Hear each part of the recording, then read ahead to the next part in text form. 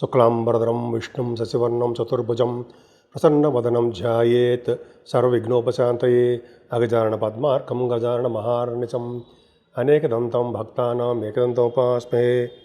ఓం గం గణపతయే నమః. ఓం శ్రీమాత్రే నమః. ఓం శ్రీ గురుభ్యోం నమః. మా ఆది అష్టాలను చూస్తున్నటువంటి మీ అందరికీ పేరు పేరున నా హృదయపూర్వక నమస్కారాలు.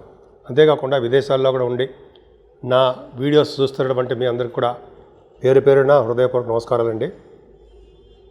ఇప్పుడు మనం 16th జూలై నుండి 31st జూలై 2025 15 రోజులు, జూలై 15 రోజులు ఎలా ఉండబోతుంది 12 రాశులకి ఇప్పుడు మనం తెలుసుకోబోతున్నామండి. అందుకే దానికంటే ముందర ఏంటంటే, నా పేరు వాడ్రే ఆదినారాయణరావు శర్మ.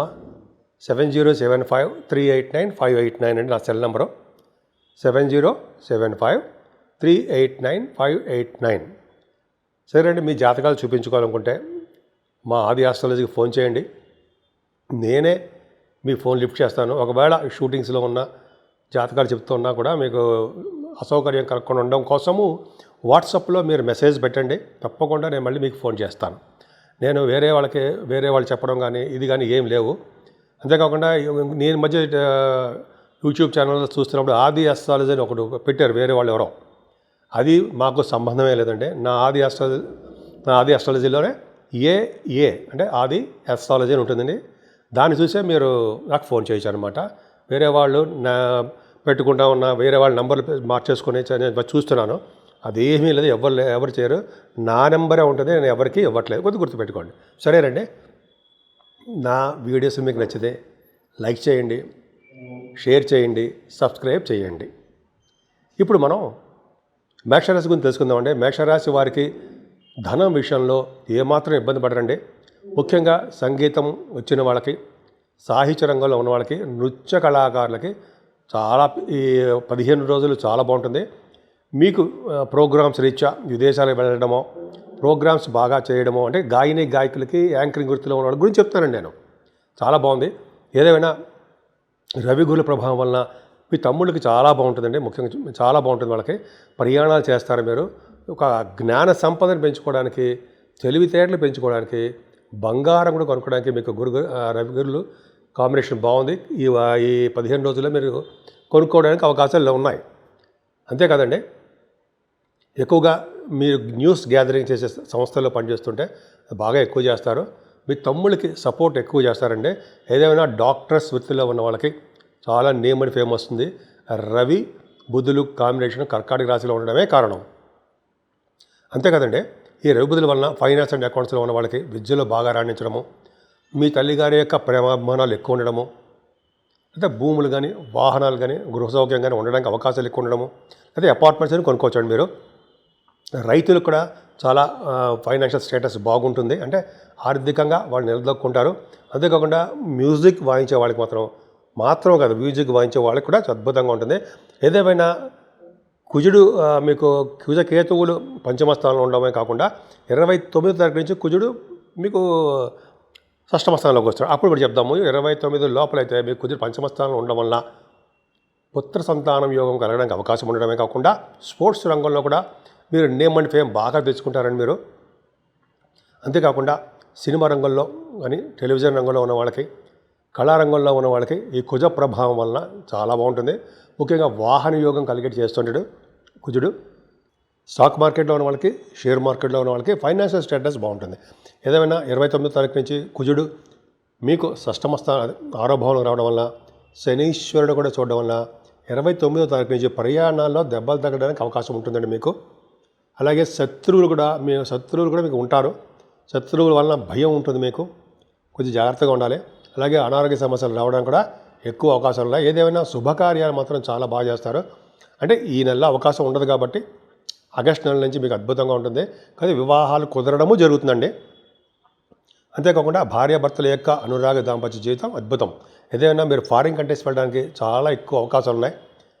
విదేశాలు వెళ్ళి హయ్యర్ ఎడ్యుకేషన్ చేయడం కోసము, వ్యాపారాల నిమిత్తము, ఇంటర్నేషనల్ ట్రేడింగ్ కోసము, ఇవన్నీ కూడా మీకు అవకాశాలు ఎక్కువ ఉన్నాయి. తీర్థయాత్రలు బాగా చేస్తారు.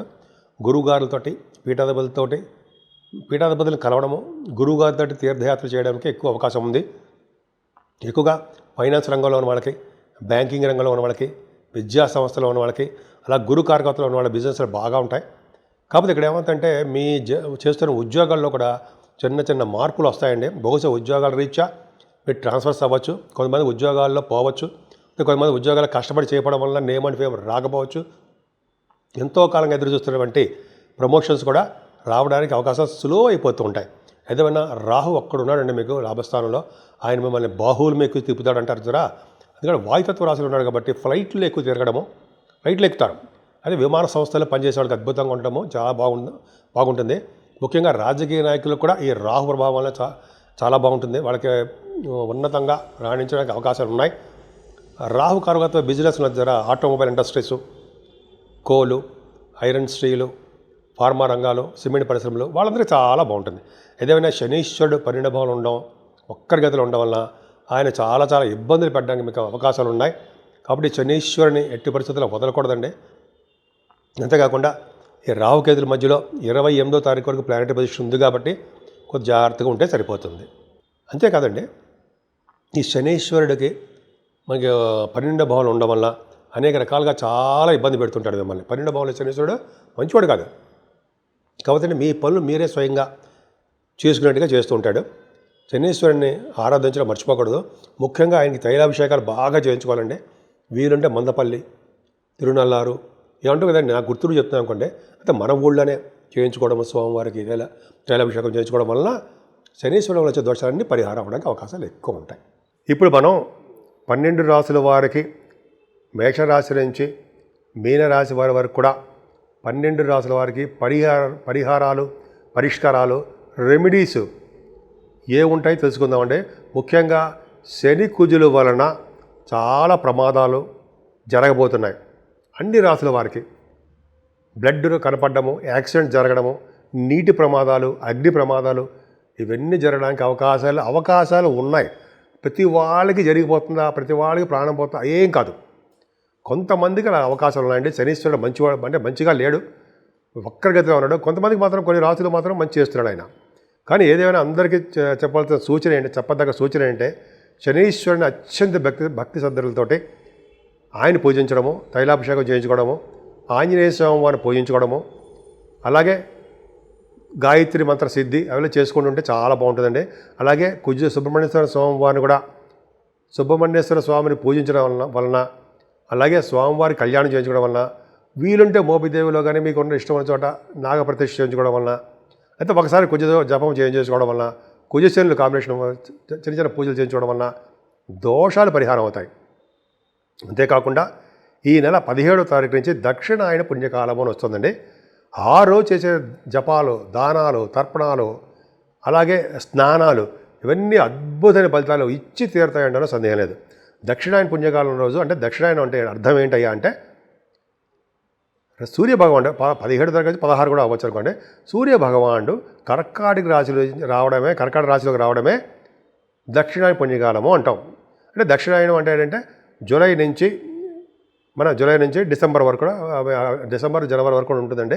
ఆ కాలంలో రాత్రి ఎక్కువ ఉండడం, పగలు తక్కువ ఉంటుంది.